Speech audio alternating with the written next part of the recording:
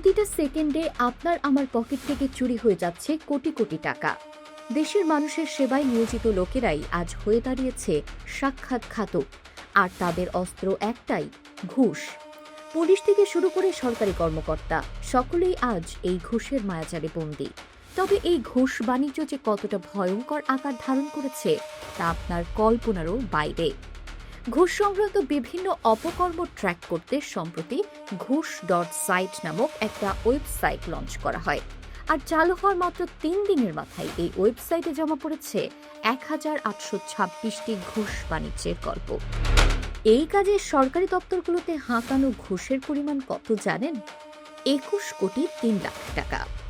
সেবা নেওয়ার নামে সাধারণ মানুষকে জিম্মি করে ঠিক কতটা ভয়ঙ্কর লুণ্ঠন চলছে এই দেশে। চলুন দুর্নীতির সেই নগ্ন রূপটা আজ দেখে আসি। আমাদের মতো সাধারণ মানুষের সোজা পথে বাঁচার কোনো উপায়ই রাখেনি এই ঘুষখোর সিন্ডিকেট। মাত্র ৩ দিনে জমা পড়া অভিযোগগুলোর দিকে তাকালেই আপনার মাথা একদম ঘুরে যেতে বাধ্য। চাঁদপুরে নিজের জমির টাকা তুলতে গিয়ে ৪ বছর ধরে দরজায় দরজায় ঘুরছেন এক বৃদ্ধ বাবা। কারণ একটাই, তিনি ঘুষ দেননি। অফিসারদের সোজা কথা, টাকা দেবেন না তো কাগজেও কোনো সই পড়বে না। ধামরাই আবার ঘটেছে ভিন্ন এক ঘটনা। এক ছাত্র তার পাসপোর্টের ভেরিফিকেশন করাতে গেলে তার কাছে ১,৫০০ টাকা ঘুষ চেয়ে বসে স্থানীয় এসআই। শুধু কি তাই, জিপিওতে পেনশনের টাকা অনলাইনে তুলতে গেলে প্রকাশ্যে ২,০০০ টাকা ঘুষ চাওয়া হচ্ছে। না দিলে কাজ আটকে থাকছে ২ মাস। বিআরটিএতে গাড়ির সব কাগজপত্র ঠিক থাকার পরও গুনতে হচ্ছে বাড়তি ১,৫০০ টাকা। এমনকি রাজুকে মাস্টার রোলে চাকরি করা সামান্য পিয়নরাও আজ প্রশাসনের চোখ ফাঁকি দিয়ে কোটি কোটি টাকার মালিক বনে গেছে। তথ্য বলছে ঘুষ বাণিজ্যে সবার শীর্ষে আছে রাজধানী ঢাকা। মাত্র ৩ দিনে শুধু ঢাকা বিভাগ থেকেই ৮৫০টি ঘুষের অভিযোগ এসেছে। এছাড়া চট্টগ্রাম থেকে এসেছে ৪৩৩টি।